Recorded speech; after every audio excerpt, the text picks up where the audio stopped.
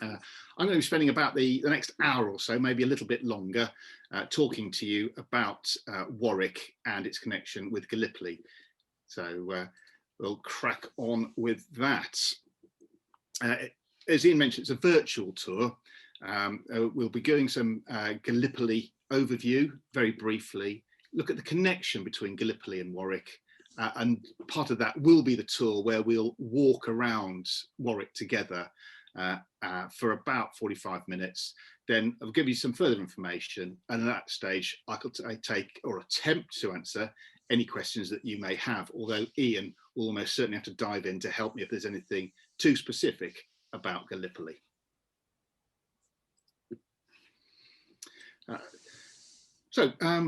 The original plan for this was to generate some money for the Fusilier Museum, and doing that by doing a walk around the lovely town of Warwick for free, but the idea would be to ask for some donations at the end, which would go into the museum's coffers. Obviously, COVID-19 has put pay to that, so Ian came up with the idea a few months ago about doing a virtual tour instead, seeing as how much of our life is now lived through our computer screens. It seemed like a very good idea. So this is the result of it. And what do we mean by a virtual tour? Well, it's basically just a multimedia presentation using some imagery, some videos, old photographs, new maps, old maps, and a couple of presentations as well to give some context to what we would see as we walk around Warwick. Obviously, a big limitation that I'd love to show you around Warwick, because it's a charming town to those of you who don't know it, and so it's a great shame we can't go around the town ourselves. However, there are quite a few opportunities that we can add by making it virtual. We can add content where it's most appropriate, and also we can jump around the town to make sure the story is coherent rather than backtracking on ourselves too much, which obviously would become distracting for real. Now, for our first presentation, because I realise that not everybody knows a vast amount about Gallipoli, we're going to use our resident expert, Ian Binney, who's going to gave the excellent talk that we've just enjoyed for the last hour, and with his hat of the Education Development Officer for the Gallipoli Association, he's going to give us a 10 to 15 minute overview of what the Gallipoli campaign involved.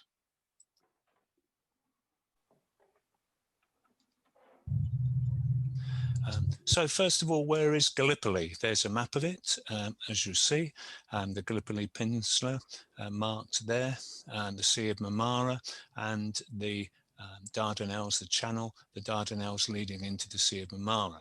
And you have the Turkish capital, Constantinople, and that was the Allied objective. You see the Black Sea, and north of the Black Sea, you see a route to Russia, one of the allies. So the main events of the Gallipoli campaign, initially it was a naval attack. It was meant to be purely that, and a hope to knock Turkey out of the war by bombarding that capital we just see in Constantinople. But in the end, the Allied forces had to land at Helles and Anzac, and eventually at Suvla. They tried to break out from those, failed, and then there was an additional landing in Suvla, which led to the August offensives. There was a last major offensive on August the 21st, which was very unsuccessful, and the culmination of that failure and other events led to the evacuation of Allied forces, and therefore a Turkish victory. So the strategy, as I said, initially a naval attack. It was a victory back in London and in Paris for the Easterners, who thought they could win the war elsewhere beside the Western Front. They could then knock out, they planned to knock Turkey out of the war by simply bombarding Constantinople, and Turkey, being a prop of Germany, would then surrender, and that would then lead to other props, for example, Bulgaria, also being defeated. And there was also an element of providing an easier supply route to Russia. Could it ever have succeeded? Probably not with the amount of resources that were put into it. And that's been an ongoing view of historians and politicians, that it would never have succeeded with the amount that was put into the campaign. So, talking about the first Turkish victory, because overall it was a Turkish victory, of course. 2 large-scale naval attacks on those dates that I put there, both failed because the Allied ships were damaged or sunk. A number of Allied ships were damaged or sunk by hitting mines. The Turkish shore guns, either side of the Dardanelles, prevented mine sweeping by the Allies, and eventually the decision was made to land the Mediterranean Expeditionary Force to nullify those guns. And Sir Ian Hamilton, who had a very good track record, had been very successful in the Boer War, he was put in charge. And to start with, it was just that was the limit of the objective, to nullify those shore guns. But as often happens, there was a great deal of mission creep. But of course, while all this was going on, the Turks had plenty of time to prepare. And the Turkish view, of course, a great victory, rightly so, celebrated on the 18th of March rather than on Anzac Day, April the 25th, because of Turks who manned the guns and defeated the Allied naval attack. And before we look in a little bit more detail who was there, not just the Australians, it's often associated with Australian and New Zealanders, rightfully so, because it's very important in their culture. But the majority of the 500,000 or so troops there were British Irish, with a strong contingent from other parts of the empire. We tend also to forget the French. There was about 50,000 French troops there. They also forget it. The French forget it. It's virtually unknown in modern day France, the Dardanelles.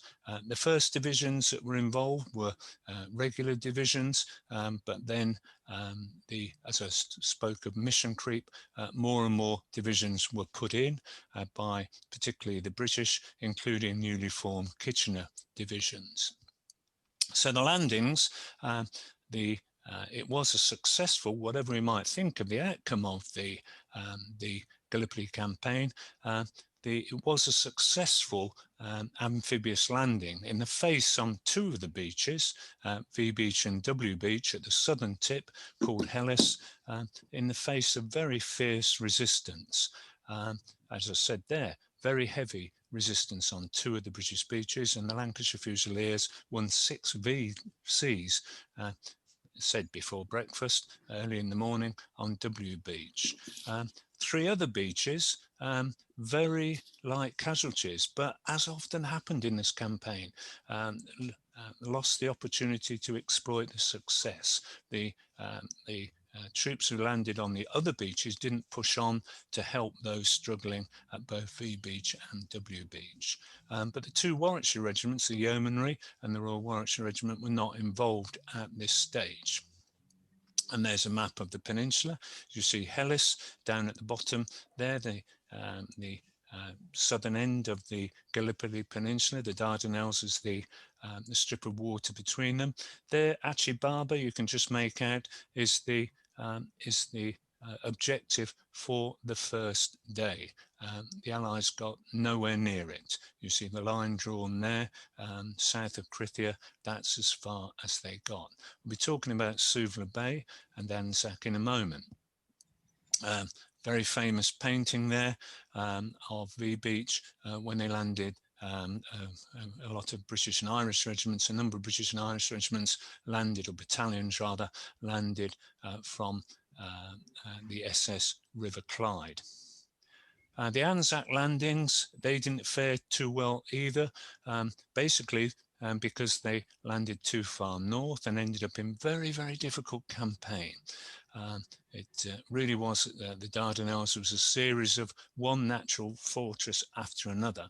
The troops became entangled. They took many hours before they were able to move haphazardly towards their objectives. By that time, the Turks had organise their resistance under one particularly very good general, Mustafa Kemal, who became Kemal Ataturk, the father of modern day Turkey, organised fierce resistance and counterattacks, and so much so that at one time Birdwood, the Australian general, contemplated evacuating, but they hung on.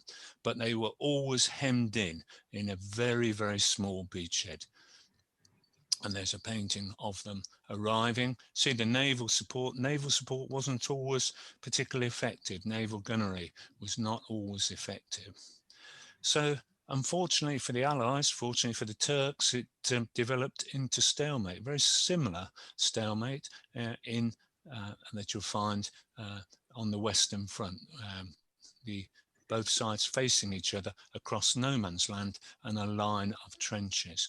Costly battles at that southern end at Helles, Krithia and Gully Ravine. 9th Battalion Royal Warwickshire Regiment were involved in these. Often these Allied assaults, badly planned, badly carried out, inadequate artillery support. Many of the divisions that arrived over the period of time didn't have their artillery with them because there wasn't room to deploy them, and there was an over-reliance on naval bombardment, which was very ineffective at times. The Anzacs, as I said, hemmed into 1.5 mile beachhead, huge mountainous terrain to try and capture, and they failed. The Turks, of course, they counterattacked and suffered heavy casualties as well. It just wasn't the Allies suffering heavy casualties, it was the Turks as well. And a familiar picture, there's a picture of the aftermath of an attack on the Turkish trench lines by the Allies across the flat land approaching. You can see Krithia in the distance, the trees in the distance, but they failed to capture that, which was one of the objectives on the first day. So the Suvla landings, Hamilton, to his credit, tried a new landing further north behind the Turks at Suvla Bay, catching them by surprise. They were virtually unopposed. There were some casualties from snipers and desultory artillery fire, but virtually unopposed. But again, poor leadership meant the opportunities were lost. General Stopford, in charge of the 9th Corps, which was the unit that landed in Suvla, really failed to make the most of an opportunity of landing behind the Turks and catching them by surprise. And in the end, it became the same depressing, grinding, attritional battle to capture the high ground where they're surrounded by. And the Warwickshire Yeomanry were involved in those initial attacks. And there's a picture which really sums it up. That's not a picture of an army forcing their way inland. Because of lack of orders and confusion at the top, leadership really was very poor. They really failed to move on and make the most of the opportunity that they found themselves with. Supporting the Suvla landings, large-scale offensives from both Helles and from Suvla,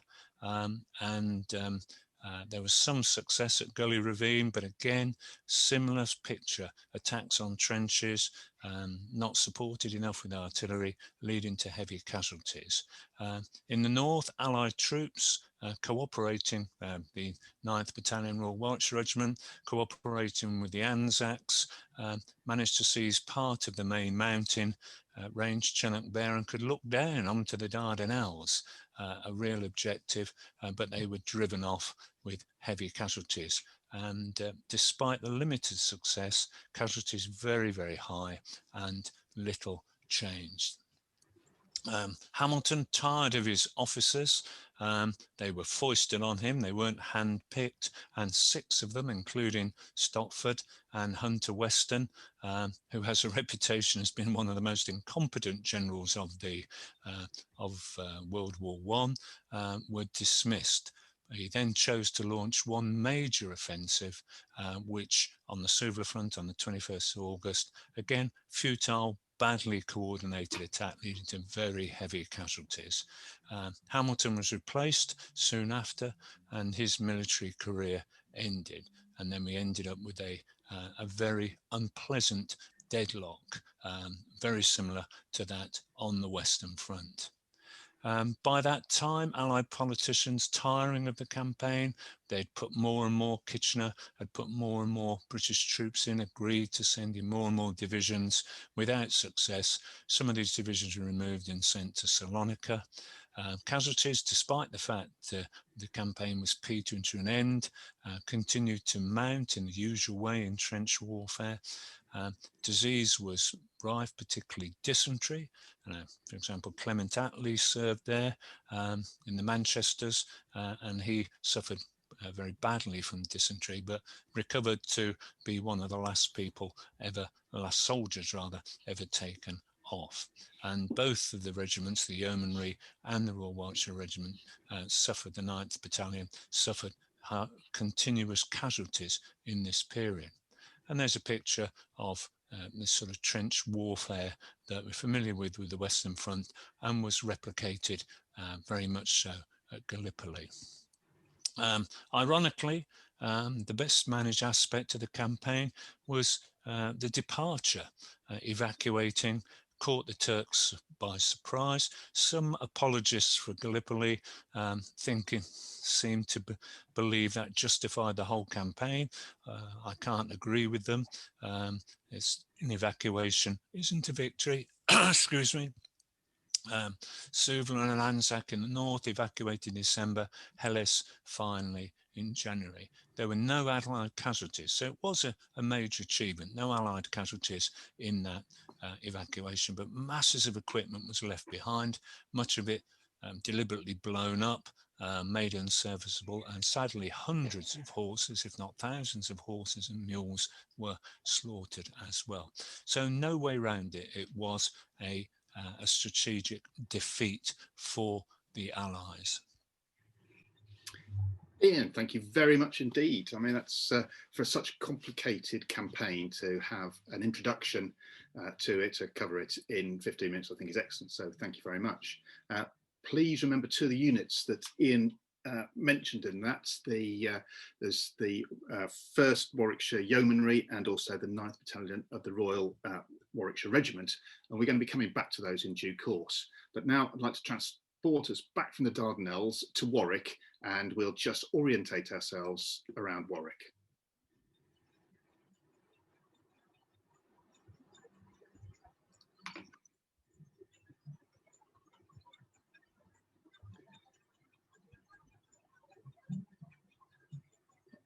For those of you who've not visited Warwick, it's a fantastic place to visit, and this is literally a quick flying visit to show you the layout. And for those of you who live there, you might not have seen this viewpoint before. So there's Warwick in the Midlands. The most famous part of it is the castle, which sits just above the River Avon. To the north of it is Priory Park, and the main part of the town runs from Eastgate along Jury Street to Westgate and the world famous Lord Leicester Hospital. Out to the west of that, you have the racecourse, and then further west, little village of Hampton Magna. There's the bypass, the A46, and the new development of Woodlows Park greatly expands it. Leamington Spa out to the east, with the canal and railway line running through. If we zoom in a little bit now, and this will show you the medieval part of Warwick, which is effectively in the foreground now. It's on a hill, and it's been populated for thousands of years, and Warwick itself first set about 900 AD. We're now going to come just to the east of the town and to our first location, and that is St John's House. This is where we're going to start our tour.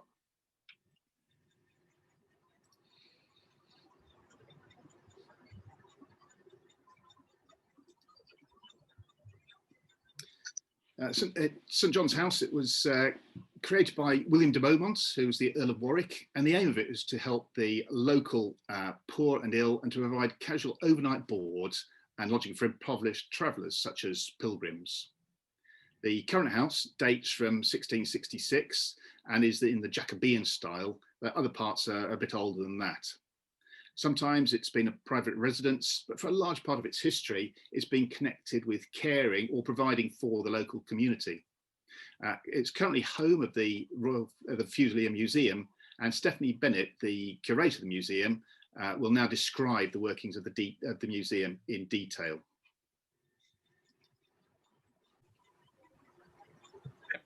Thank you for your interest in the museum. So, what is the museum and what does it do? Most of you will know that the full title is the Royal Regiment of Fusiliers Museum, brackets Royal Warwickshire. The shorter title is the Fusilier Museum Warwick. The museum is currently located at St John's House, which it moved to in 1961 from Warwick Barracks near Warwick. It tells the story of the County Infantry Regiment from 1674 to the Fusiliers of today. It is the spiritual home of the Royal Warwickshire Regiment. During the First World War, 47,500 men served in the Royal Warwickshire Regiment. Many new battalions were created for the war effort. Some battalions of the Royal Warwickshire Regiment went to the front, and others trained men in England to fight overseas. Over 11,500 men died from the regiment in the conflict. So, where did the Warwicks fight in World War I? The Royal Warwickshire Regiment fought in several different theatres of war. This included the 9th Battalion in Gallipoli before going to Mesopotamia. The 9th Battalion is unique as it was the only battalion of the Royal Warwickshire Regiment to fight in Gallipoli. The other battalions were in Europe on the Western Front, in France, Belgium, and Italy. So they fought in the major battles of the Somme and Ypres, as well as others. Field Marshals Slim and Montgomery both served with the regiment in World War I. Slim was injured in Gallipoli, and Montgomery was very badly wounded in October 1914. Both officers went on to play a very important role in World War II. There are 13,000 objects in the regimental collection. Some of them show the historical link between the county and the regiment. This may be soldiers being born and living in the area. It may also be photographs of where the regiment was based, such as at Warwick Barracks, which is now Hampton Magna housing estate. Unfortunately, the museum does not have that many objects relating to Gallipoli and the 9th Battalion. In this display case, you can see Lieutenant Slim's revolver, which he used at Gallipoli, and the luggage label used on the ship that took him back to England to recover after being wounded. Looking ahead, the future of the museum is currently closed due to COVID, and also preparing to move to Pageant House in Drury Street, which is a more central location in Warwick. In the new museum, there will be the opportunity to discover exciting new displays. It is anticipated that the museum will reopen probably in March 2022. But do look out for updates during the year to find out what's happening. The museum can still be contacted about family history research, the shop, and there will be an outdoor event at St John's House on Saturday the 17th of July, COVID restrictions permitting. You can also support the museum by becoming a volunteer, joining the Friends organisation, and donating to the museum via the website or on the GoFundMe site. You can also follow the museum on social media. We have Facebook and Twitter pages. For more information about the museum, please also see our website. Thank you for listening. Stephanie, thank you very much. As well as being, for the time being, as Stephanie said, housing the Fusiliers Museum, goes back before the First World War. St John's was also the headquarters for the Warwickshire Yeomanry. And that's one of the units that Benny mentioned in his Gallipoli video. We're going to learn a bit about this regiment now. So, who were the yeomanry? This comes back to the medieval concept of farmers following their lords into battle. They were created to defend against French invasion during the Napoleonic Wars, and then used to keep the peace and quell riots. Think about Peterloo, and also to escort the condemned to the gallows, and they did that at Warwick. They had to provide their own horses, but uniforms and weapons were provided from local subscription. Turn of the previous century, the Boer War saw need for mounted infantry in South Africa, and here you see a depiction of the yeomanry being used not as cavalry but as mounted infantry. After the war, the reforms saw the yeomanry become part of the territorial associations. We are now going to start our walking tour. And we're going to meet a yeoman in 1914. So from St John's House, we're going to walk westwards back towards the town, and that's what it would have looked like in 1914. And we're not going very far on this. It's only about 150 metres towards the town centre, and then we're going to be stopping.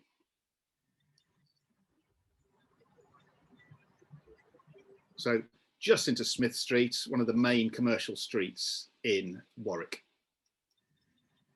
And here's Ian Binney again. Behind me is 51 Smith Street, home of William and Alice Beach. Their son, William Garfield, was born in 1884. The 1911 census shows him living here on his own, and he was a butcher. He was also a member of the 1st Warwickshire Yeomanry, B Squadron, a part-time soldier who had enlisted for 4 years and did 15 days of camp.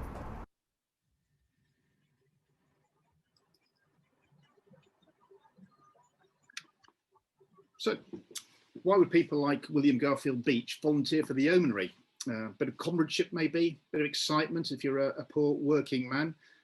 And also fitted in pretty well with the Edwardian culture, which is a lot more militaristic than we see today. The regular armies looked down on the territorial force and the yeomanry, but their job was to defend the UK if the regular army had to deploy. So here you can see them out on their camps, their annual camp, and very much like today's TA. As part of his duties, William Beach would have had to keep this booklet in the top of the pocket of his tunic. And that was worth reading this, that the NCOs and men on receipt of Army Form E635, or on reading any proclamation calling out the territorial force, every NCO and man will immediately prepare himself to join his squadron at squadron headquarters by 3 p.m. on the day following.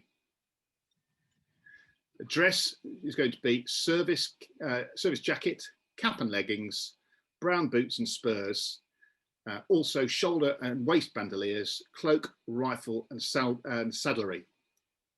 Kit, toilet necessities, 1 complete change of underclothing, 1 knife, spoon and fork, grooming kit. Weight allowed by regulations, £25 per man. And in the summer of 1914, Home Rule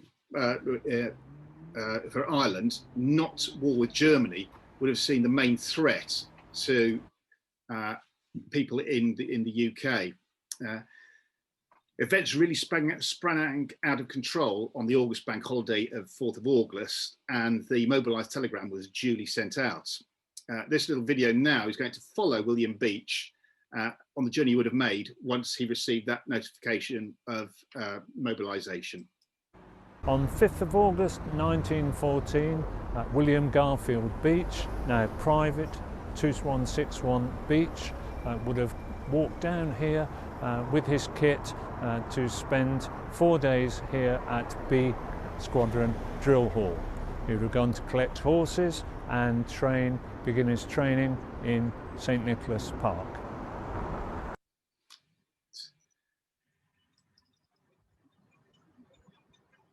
So once the squadron had prepared at local level, then its regiment was concentrated as the 4 squadrons joined to form the complete regiment.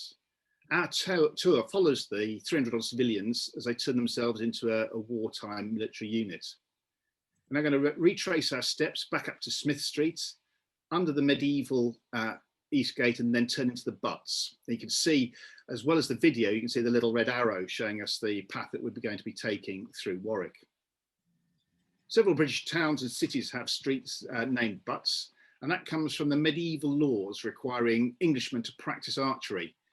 The butt as a mound behind the target, and these in towns and cities were put in a safe place to avoid obvious dangers. In Warwick, the butts were running along the town wall, so hence why the name has stuck. We're going to follow B Squadron's footsteps up the butts on the 10th of August, as Ian Binney will explain.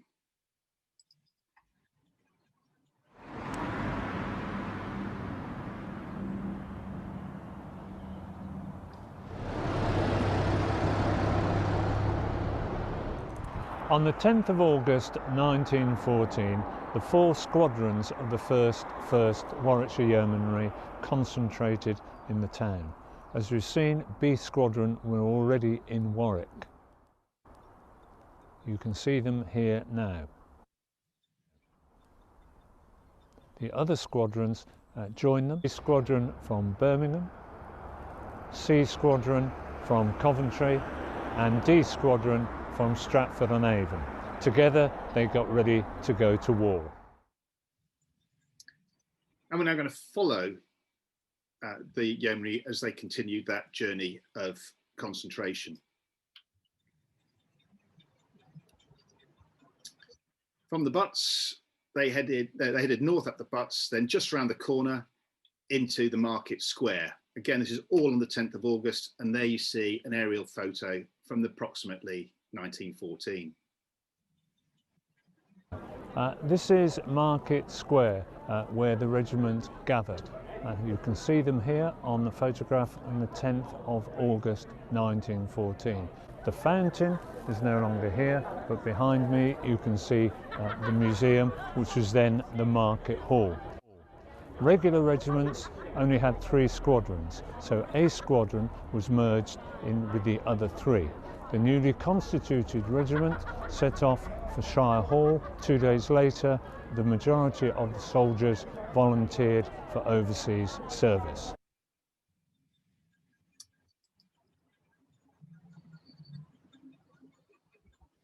So we've seen so far that the Yeomanry were mobilised on the 5th, concentrated on the 10th, and then from there they went out to the park to train, and then 13th of August they boarded trains for East Anglia, where they would be brigaded with other Yeomanry outfits at Bury St Edmunds.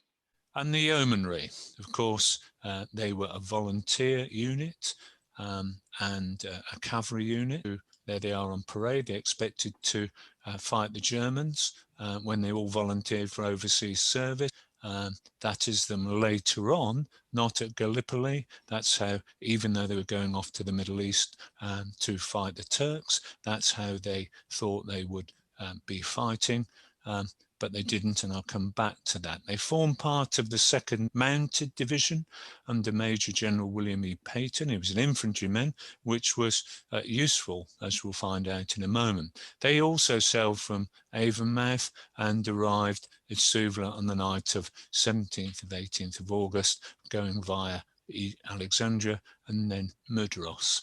And that's what a cartoon version, but very realistic, as they ended up fighting on foot, which is why it was perhaps better that they had an infantry general in charge. And there's a picture, a rare picture of them actually on the beach at Suvla. And you see there, Suvla, I'll mention the Salt Lake in a moment, Chocolate Hill and Scimitar Hill, both names that are really etched into the psyche of the yeomanry. So on the 21st of August, I've already mentioned that attack, that futile attack. They were ordered to support it. It had already had other units had suffered very severe casualties from Lalibaba across that salt plain to Chocolate Hill, and they were then to go from Chocolate Hill to attack Scimitar Hill. A Turkish artillery officer said that they presented a target such as artillerymen thought impossible outside the world of their dreams. The 2nd Mounted Division marching slowly on foot across that salt plain. On reaching Chocolate Hill, they then continued towards Scimitar Hill and another position called Hill 112. They were thrown into attack without having any chance to reconnoitre or gather their reserves. Part of the hill was captured, but the surviving yeomanry came under very heavy fire from the Turks. Remember, the Turks were always above them, and by the time they were withdrawn to Lalibaba, they had suffered severe casualties. They saw service in the trenches and then evacuated in December 1915, but survived as a unit and went on to serve with great distinction in the Middle East. And that's a photo by Caton Woodville of the attack on Scimitar Hill. Doesn't show the yeomanry, but shows British troops attacking. And one feature of this attack was the gorse caught fire, burning the wounded. There is a famous picture of the 2nd Mounted Division crossing the Salt Lake. You see Chocolate Hill and then Scimitar Hill in the distance, but what an open target they were. There's an actual photograph. It isn't actually the Warwickshire Yeomanry, it's another yeomanry regiment crossing the salt flats, and unfortunately the result was very, very heavy casualties. And there you see an ambulance unit. So just to read 2 extracts about this, the involvement of the Warwickshire Yeomanry in this attack. One is by Philip Campion, and he wrote this description of the battle in 1919 when he'd fortunately survived. On the 21st of August, there was another great offensive to drive back the Turk. It was our duty to march from the coast to part of the line in front of Chocolate Hill. To get there, the route lay across a dry salt lake, absolutely open country. We were indeed meant to draw off the enemy's fire from the front line. I'm not sure that was part of the plan. They suspected it was, that they were thrown in, create such an easy target that the Turks would switch attention from other attackers. I don't think that actually happened. At 3 o'clock, we set off, 3 o'clock in the afternoon, that is. The whole of the Warwickshire Yeomanry leading the way in line of troops, columns, a splendid target. Their guns let us have it about half a mile, then the fun began. A terrific barrage of shrapnel was put up, which seemed impossible to get through alive. Our comrades were falling all around us. 2 miles of this, then those that remained gained the first shelter, Chocolate Hill, the roll call and breathing time before the next advance. But they were, of course, thrown quickly into the next attack with very little breathing time. The Tate letter, this letter was published in the Midland Daily Telegraph on the 11th of October 1915, written by Sergeant Major Tate. And whoever he sent it to, the letter to, sent it to the newspaper. And he writes, the attack of the Warwickshire Yeomanry was made across 3.5 miles of open plain, commanded by the enemy's artillery. At first, the shells began to burst in singles, then in 3s and 4s, then in dozens, and were in the thick of it. Men began to fall on all sides, some wounded, some killed. We kept on, however, and after 3/4 of a mile of marching, we found ourselves at the bottom of the hill. We threw ourselves on the ground out of sheer exhaustion, for you must remember being taken straight from our horses and put on our feet. I cannot tell you what my feelings were coming across. All I know, I saw my comrades falling all about me and expected to go down at any moment. And I remember nothing more until I found myself on the hill and not wounded. I started out with 147 men and 95 answered the roll, and then the full meaning of war came to me. I'm not ashamed to say I cried like a baby, and I was not the only one. Some of my best friends had gone. It's a very sad recollection there of the battle. And there's a picture from the museum, from the Warwickshire Yeomanry Museum, of the yeomanry in the trenches. As I said, they'd expected to go into battle on their horses. That didn't happen. And that is it. Powerful stuff. Thank you, Ian. So to continue the yeomanry story then, as you've heard, they were evacuated, they landed, they served as infantry at Gallipoli, and what we're going to do is just now use a bit of Google Earth just to follow that landing that Ian has described so dramatically. You can see Dardanelles, you can see this very much bears up onto the map that Ian showed you. So they are landing on a beach, and you can see just ahead Chocolate Hill, Green Hill, Scimitar Hill, and in the distance Chunuk Bair. And this is the path they would have followed across the Salt Lake, where they were shelled so badly, and then the fighting that took place as they moved from Chocolate Hill up to Green Hill, and you can see Scimitar Hill up along the ridge in the distance.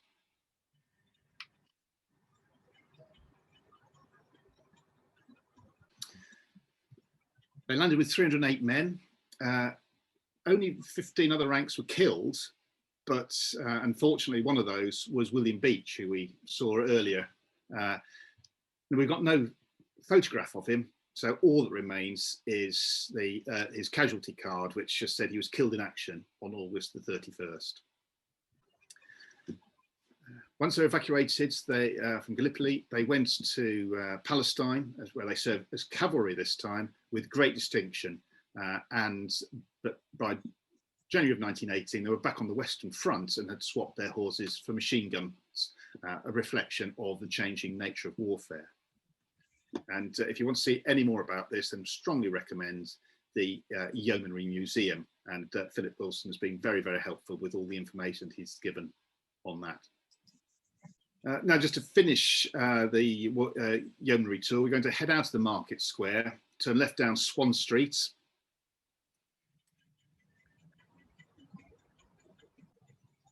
down to High Street, and then turn left to the junction with Church Street and Courthouse. And that building you see just on the far side of the junction, beneath that is the Warwickshire Yeomanry Museum. Now we're going to consider the other military units from Warwickshire who was involved at Gallipoli, and that's the 9th Royal Warwicks. The Royal Warwickshire Regiment was initially raised to fight as mercenaries in Holland. It fought many campaigns throughout the years, Battle of the Boyne, the American War of Independence, the Peninsular campaigns, for example. In the 18th century, reforms linked the regiment to Warwickshire.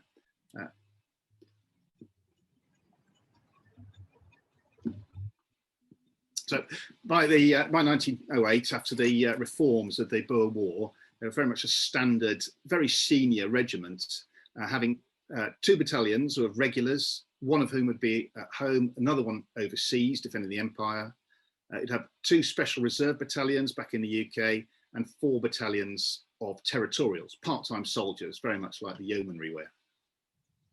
However, when war came, and this is where we fit into the 9th Royal Warwicks, approximately 500,000 men joined the British Army between the 4th of August and the 12th of September 1914. They had to go somewhere. So answering Kitchener's call, they formed a new army. So they're going to become service soldiers to serve for the duration of war or for 3 years. And the 9th Service Battalion was one of the first Kitchener Army brigade, battalions, part of the 39th Brigade of the 13th Western Division. We're now going to take a short walk to meet one of them. It's literally just down the road, and we're going to have a talk from the great niece of Second Lieutenant Alfred Kemp. That's Juliet Homer, who's going to give us this video. Juliet Homer. My great-uncle Alfred G. Kemp was a second lieutenant in the 9th Battalion of the Royal Warwickshire Regiment, and at the age of 28 he was killed in action on the 10th of August 1915 at the Battle of Sari Bair, Gallipoli. At the time, his parents, Thomas and Emily Kemp, my great-grandparents, were living in this house, number 10 Jury Street.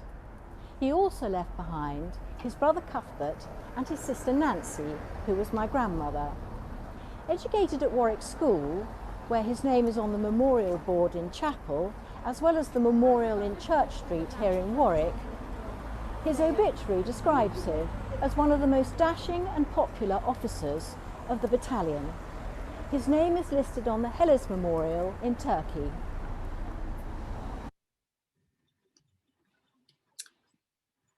Thank you very much, Juliet.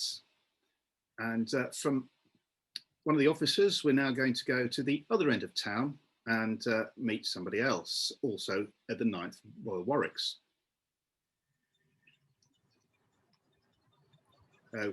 Retracing our steps from Jury Street, we're going to head west along High Streets, past the Westgate and Lord Leicester, all the way down to West Street. Number 91, and Ian Binney is going to take up the story there.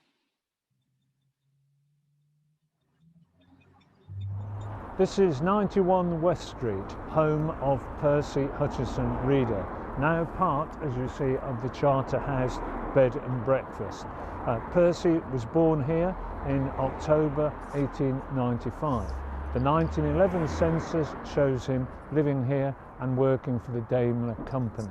He volunteered, as did many, for the 9th Warwickshire Regiment, obviously answering Kitchener's call. We have no record of this because, unfortunately, the records were destroyed in the Blitz in 1940.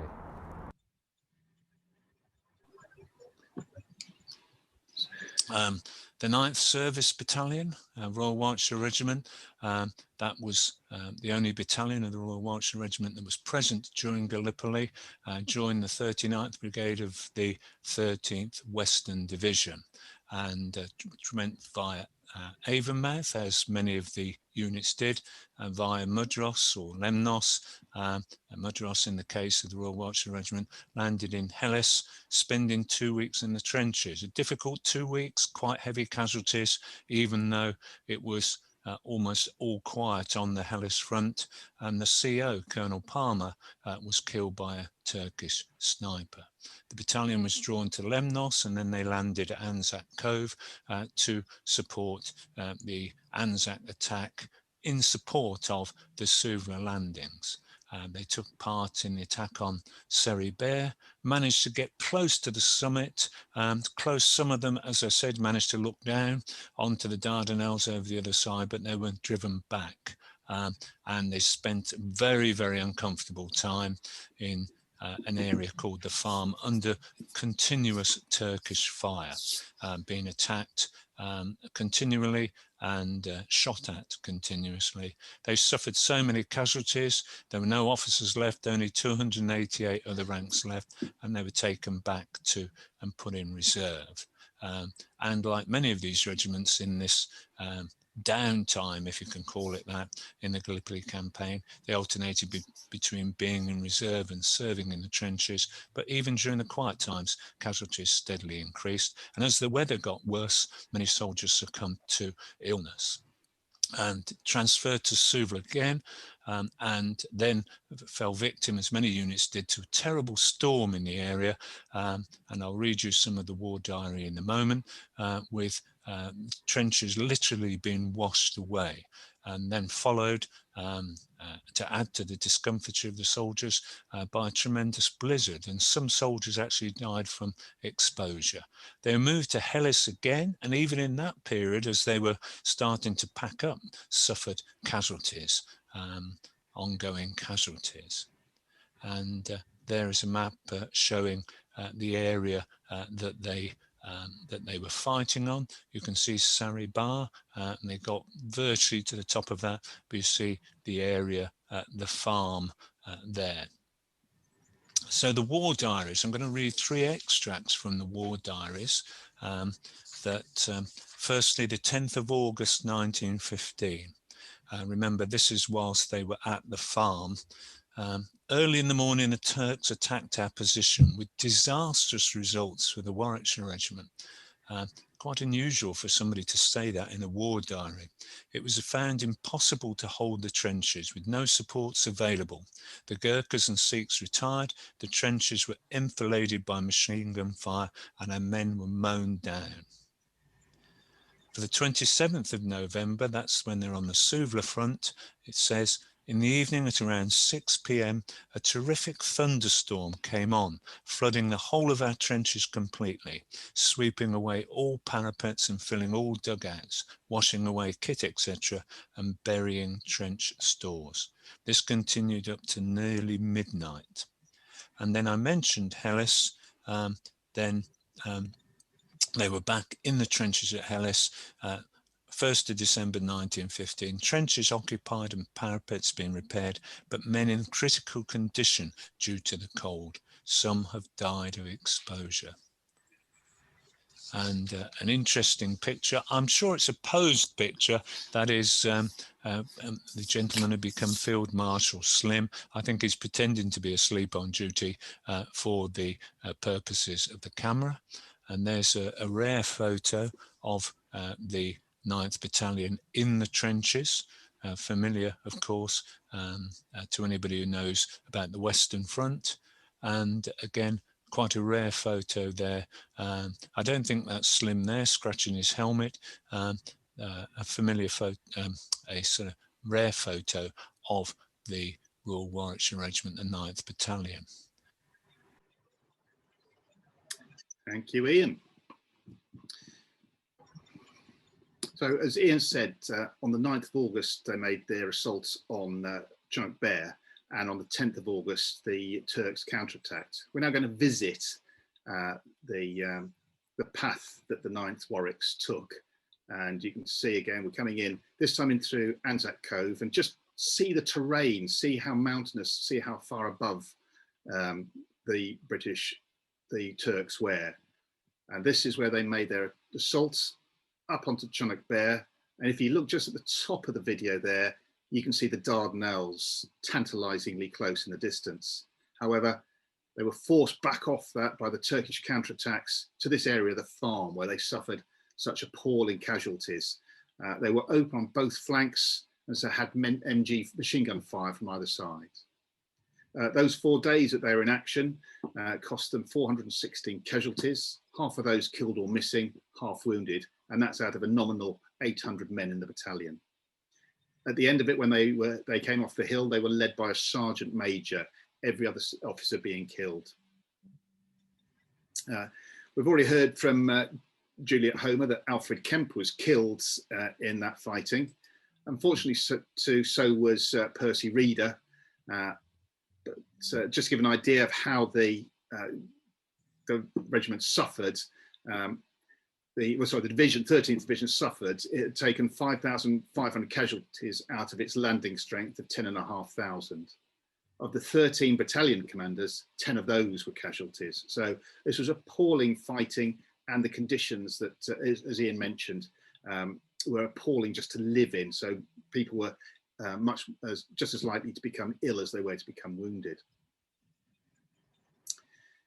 But that wasn't the end of the 9th Warwick's war. It got quite interesting after that. They were sent to Mesopotamia.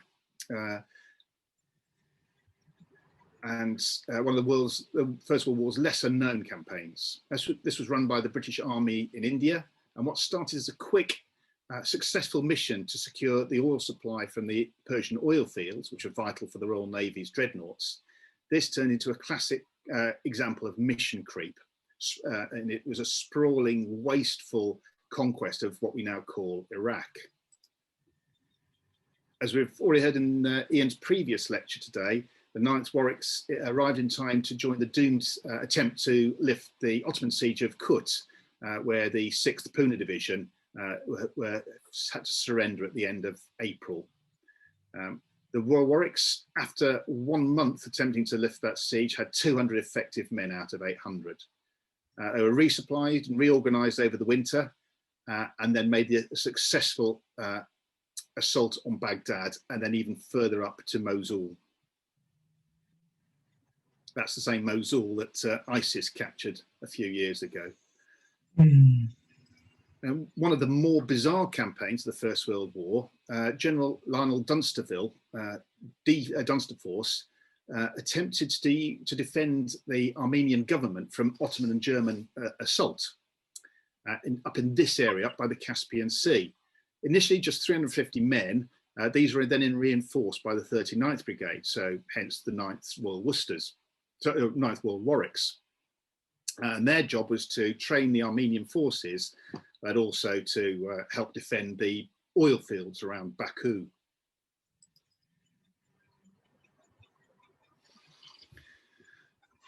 At the Battle of Baku, the Armenians turned around and ran away in the face of heavy Ottoman attacks. So Dunster Force withdrew over the 14th and 15th of September of 1918. However, 5 Warwickshire men called Tbilisi, that corner of foreign fields, and one of the more unheard of Commonwealth war graves.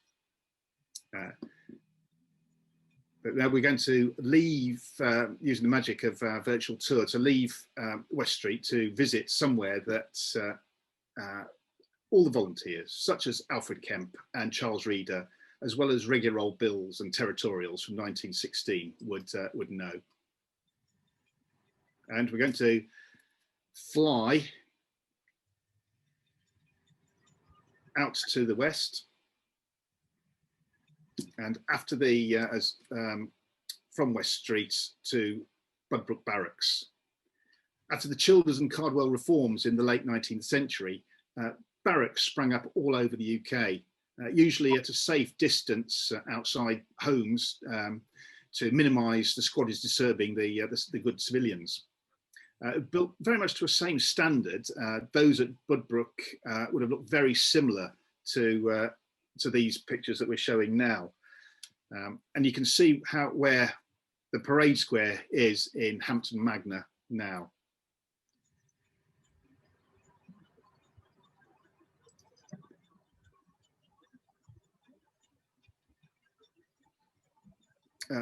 Got some photos of typical barracks that were built in 1877. As I said, these are not from Budbrook, but they could be equally well the one has been seen there, and especially the keep at the centre of it.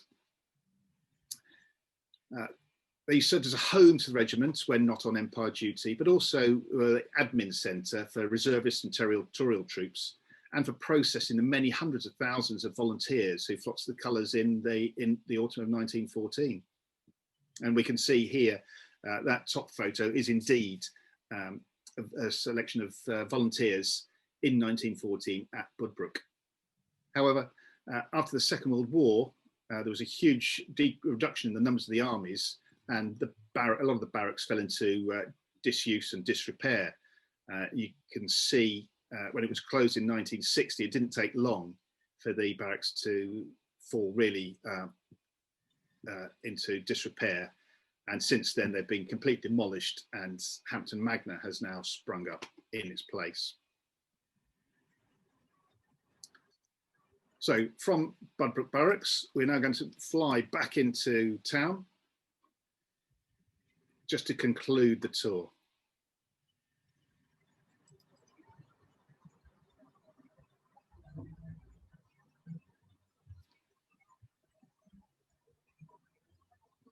As we come across the racecourse, we're going to come to one of the major buildings in Warwick, and that's St Mary's Church, the collegiate church in the town. And very lucky to be granted access, even during COVID, to the museum, to the church. We're very grateful for them. because it's a quite remarkable building and with a close connection to the Warwickshire Regiment and also the Yeomanry as well. And we've now got Lieutenant Colonel John Rice, who's chairman of the trustees, is going to give us a tour of the church and in particular the regimental chapel.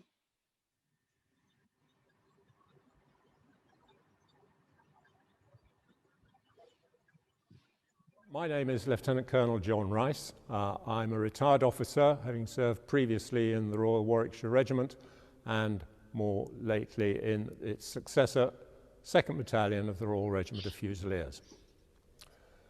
We're here in the Collegiate Church of St Mary's in the centre of Warwick, and behind me is the regimental chapel dedicated to the Royal Warwickshire Regiment. The chapel has been linked to the regiment for decades and decades, as evidenced by the memorial plates to past commanding officers and colonels of the regiment. But it was not until 1952 that the chapel was formally dedicated to become the regimental chapel of the regiment. This church is the spiritual home of the Royal Warwickshire Regiment in its home county. This is an important place to remember. And of great importance, above my head, are the regimental colours. These are the heart and soul of any regiment, and the colours suspended in the ceiling behind me represent previous regiments and battalions of the Royal Warwicks items. So when they are first issued to a battalion, they are consecrated by a man of the church, and at the end of their useful life, which is normally 25 years, they are normally laid up in church, suspended from the rafters, or otherwise displayed, where they there quietly decay over the decades. And a visitor to St Mary's to look at the colours behind me will see this in action. Some of the older colours are becoming very, very threadbare, whilst the newer colours, those of the 2nd Battalion of the Fusiliers, which were laid up in 2016, are the latest and newest set of colours. Each regiment has two sets of colours. Firstly, you have the Sovereign's colour, currently the Queen's colour. This is based on the Union flag, and embroidered on it are the names of those battles from the First and Second World Wars in which the regiment saw action. Then there is the regimental colour, and that records the actions and campaigns outside the two great wars in which the regiment served. The colours are also a memorial to those who served in the regiment and who gave their lives in the service of Queen and country.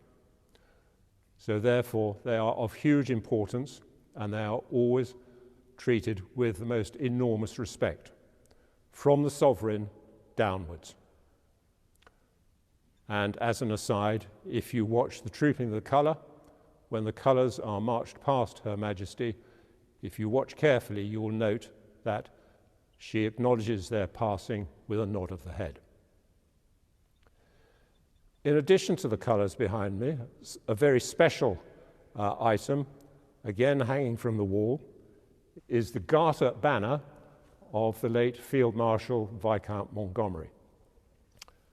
Normally, this would be laid up in Windsor Castle, where his funeral was held, but as his instruction and insistence, he decreed that it was to be hung in this church.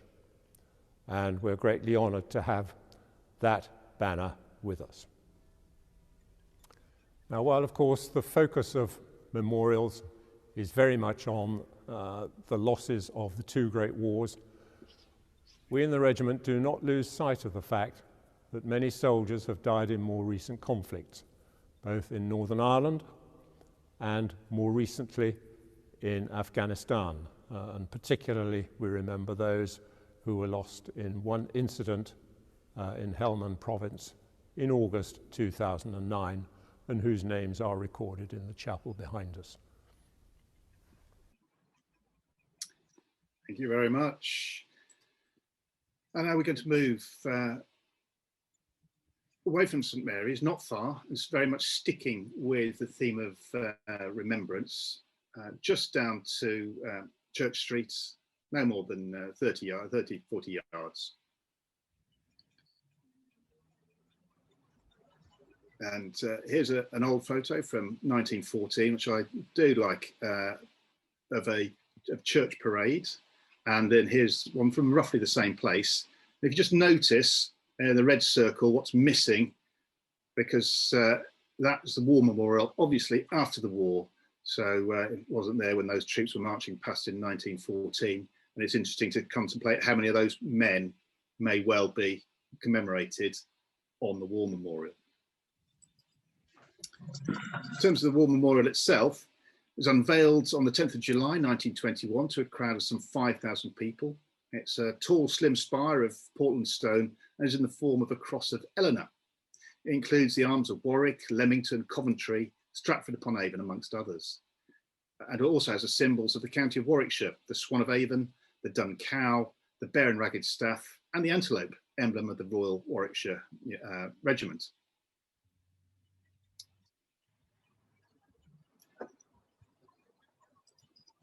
And on there, we've got the plaque to the three men that we're remembering today in particular. That's William Garfield Beach, Alfred Greatrix Kemp, and Percy Hutchinson Reader. And it seems to make sense just to follow those men, just really to finish off this tour. So we're now going to leave poor old William Garfield Beach, who we haven't got a photograph for, who lived at 51 Smith Street, and go from Warwick all the way to where he died.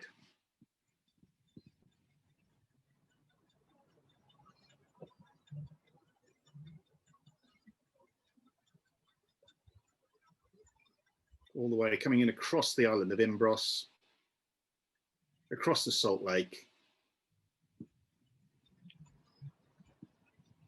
and to Green Hill that we heard about earlier.